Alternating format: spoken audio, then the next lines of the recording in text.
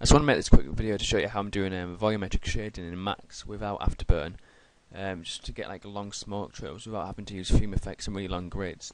Obviously, this is not like going to look as good as fluid simulation in fume effects, but this is kind of how I'm going to demonstrate it. It's using Krakatoa, PFlow. That's pretty much it. So I'll just kind of make a basic setup and show you how it works. So what I'm going to do is just create a basic particle flow system.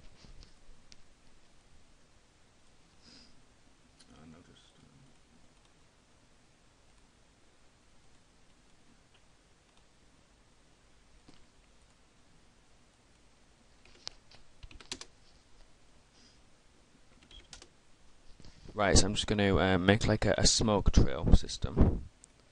I'll just position this over here.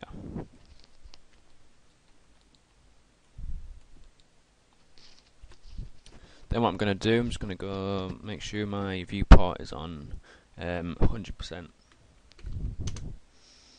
Change my cube to sphere, 80 sides. Make sure the shape node is in there. We're going to mesh it, but the shape needs to be in there so you can reference instance the mesh. We'll take the rotation out. We'll bring the speed down to 200 for now. Change the position to pivot so it's more like a trail. Make sure we'll just put this on 100.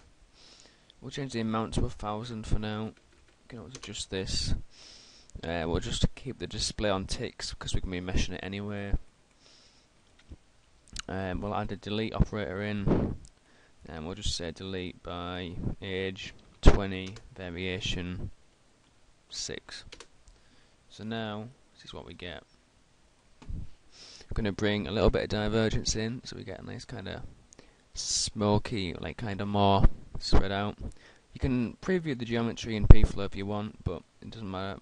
We'll go back to ticks for now. Probably going to increase this up to 2000 so you get more particles, maybe even 3000. No, I'll leave it on 2000. Okay, so now you have your system. What you want to do is you want to come down to the main toolbar, go to compound objects, then you're going to add the mesher in. Okay, and then what you want to do is pick the PFlow, and you get this, which somehow likes to position itself away from where the particle system is. I think that's due to where you place the icon. But it doesn't matter because you can just reposition it anyway. So now this is like meshing it in real time. I'll just take this off so we get faster viewport preview. So you get like a kind of fake smoky look. Obviously this is very basic setup. Okay, so now we have the mesher. Next we're going to go to Krakatoa. We're going to add a PRT volume. So basically what this is going to do is convert all of these geometry spheres into particles. So we're just going to add that on, and you can see these yellow dots here are the particles. We're just going to change. We'll leave spacing on 1 for now. We'll get rid of viewport spacing. We'll just actually view the real amount in the viewport. So at the minute we've got 41,724 particles. So we're going to go to Krakatoa, enable it. First thing, we'll add some lights. So we'll just add a target. We'll add 3 target spots.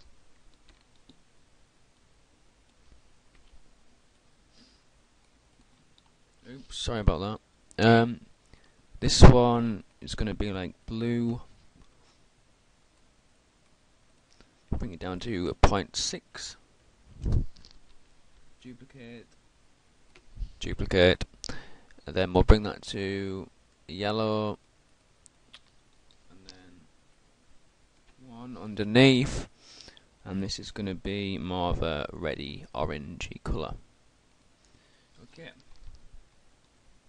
So now we always just render this. You'd get this, which is just particles, which looks crap. Not like smoke. So what we want to do is go to Krakatoa options. We'll leave motion blur depth of field off for now. Change particle rendering to voxel rendering. Keep it anisotropic.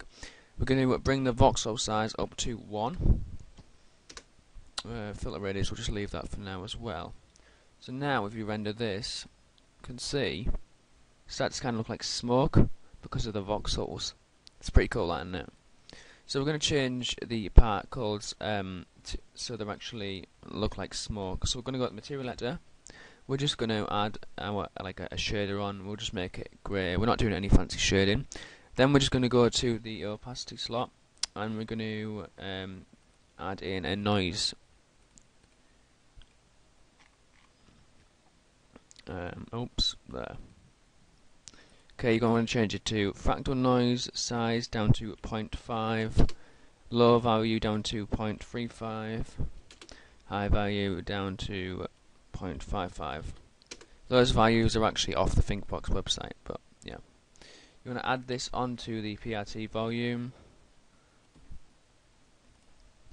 Okay, so you want to just grab the shader, make sure it's on the PRT volume, not the mesher.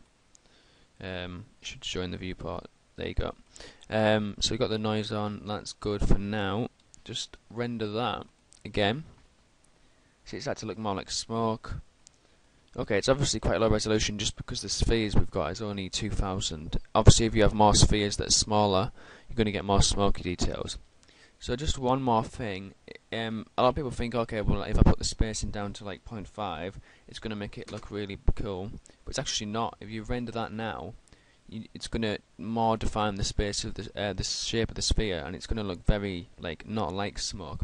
So it's actually more cool if you bring the spacing up to like 1.5, and because obviously there's less particles and therefore less voxels, you're going to get a more turbulent looking smoke, which looks, as you can see there.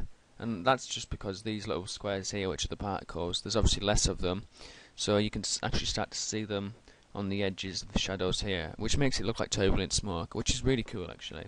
I'd say be careful with this though. Obviously if you go up to like 2, you're going to get something that looks, oops, sorry, you're going to get something that looks awful. Like that's going too far obviously. Probably go down to something like 1.25. Re-render that. See, there you go, that looks pretty cool. So that's my basic tutorial on doing volumetric smoke with Krakatoa, PRT volume, just basic PFlow system, and using the built-in mesher on compound objects. So hopefully that's helpful. I haven't really explored doing explosions with this, but it's mainly just because of a difficult shot that I'm tackling at the minute. Obviously, if I can stick in fume effects, I would. But as all us fume effects users know, if you want a missile or rocket or smoke trail, you have to have a mega long fume grid. I mean, there's NSYM, but you know, it's nothing like Houdini's clustering. There's nothing really close to that in fume effects yet. Hopefully in the next build there will be, but that's a long time, and we've got a lot of projects that need doing before the next build of fume comes out. So I hope you found this helpful. I'll see you later, guys.